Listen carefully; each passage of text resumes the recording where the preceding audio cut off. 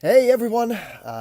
This week I was reflecting on some research that I came across on social media, and that research was about the importance of coaching principles to improve outcomes.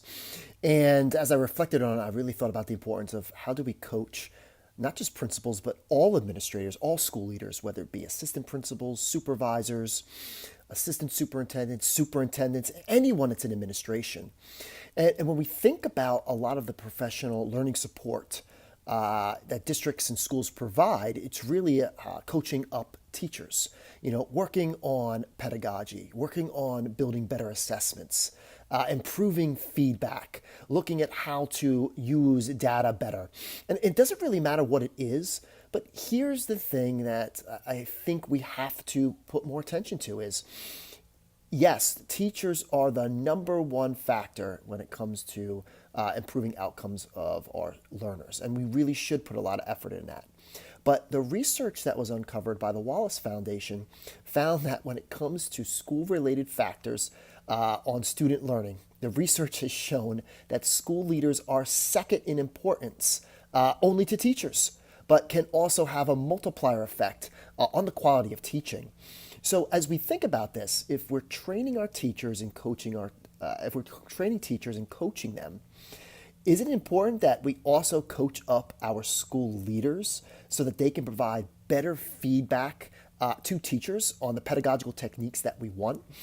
So when we think about improving the capacity of leadership, everything from observation, evaluation, looking at how to close subgroups, looking at how to better use data, implementing more effective professional learning communities, effectively utilizing technology to improve learning. We can go on and on. I look at the elements of digital leadership, looking at how we improve communications, public relations, creating a positive brand presence. So when we think about it, our leaders are often left with the task of figuring it out themselves. So as we look at the research and what it says, think about how powerful it would be to coach leaders on, hey, you know what? Here's what a pedagogically sound activity looks like with technology. Here's how we align the learning target, the standard, how we build better assessments. Here's the tools that can be used. Let's make sure that the tools are being used effectively. So, coaches that have had that experience in respective leadership positions can work with current school leaders to help them develop not just the capacity, not just the skills, but the competencies to go in there and work with their teachers to grow and get better. When I think about digital leadership and learning, when I think about my experience as a principal, back in 2009, I kind of had to learn this on my own. And I really relied on my personal learning network, my PLN, to get the support that I needed because there wasn't really any traditional professional development offerings on that. But as I think about it, and I think about all the amazing coaches that I had when I played sports, and I think about what I did as a coach when I coached ice hockey, lacrosse, and football, I think to myself, oh my goodness, how awesome would it have been to have what the research has shown has the most impact on outcomes, a ongoing, job-embedded support in the form of someone that has actually led that change. So I think it's really important that we evaluate the different supports that we have for professional learning and look at again, what the research has said. When we think about, and my good friend Peter DeWitt, who was a former elementary principal, he listed these elements of effective professional development. Happens over an extended period of time, involves external experts. Teachers and leaders are deeply engaged, and it challenges existing beliefs. Sometimes it's difficult to be a prophet in our own land. And when we think about coaching up leaders, having that outside perspective, having that ability of those who are not just talking the talk, but who have walked the walk, who have led this type of change, it's just valuable in terms of forming that, really important R, which is relationships. And we think about the power of coaching up leaders. It's really building those trusting relationships where we can have honest conversations where it's not evaluative, but we can have, hey, here's where it did not work. And I'll just use me as an example. In a lot of districts where I am now a job embedded coach, I'm working not just with teachers, but a lot of my work is with leaders. And a lot of the questions I get is, what challenges did you overcome? How did you do this? What resources did you need? How did you move resistant teachers?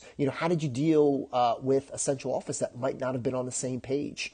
What strategies did you utilize to get parents on board?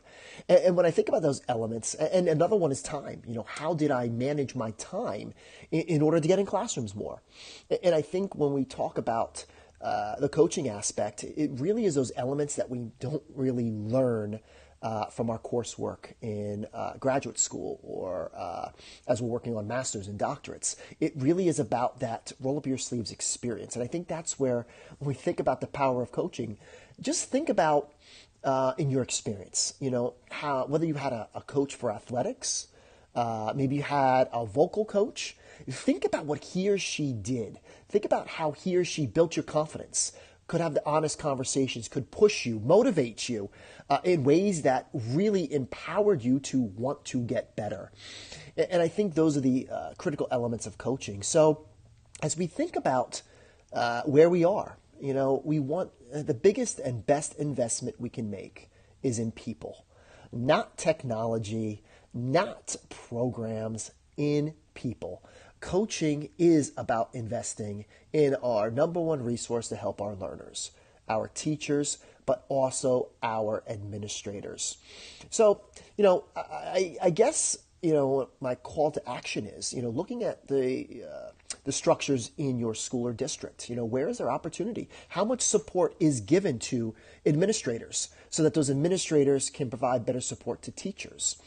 And, in my blog post this week, and I'll end with this, don't hold it against me, but I am a huge Dallas Cowboy fan. And I always respected Tom Landry. I thought he was an amazing coach. And Tom Landry had this great quote: "A coach is someone who tells you what you don't want to hear, who has you see what you don't want to see, so you can be who you have always known you could be." As we think about that, let's think about how we can better support our administrators so that they can better support our teachers. Thanks for joining this week, everyone. And if you just went back to school this week or recently, I hope you had an amazing start to your year. And those of you that are getting ready, hey, best of luck.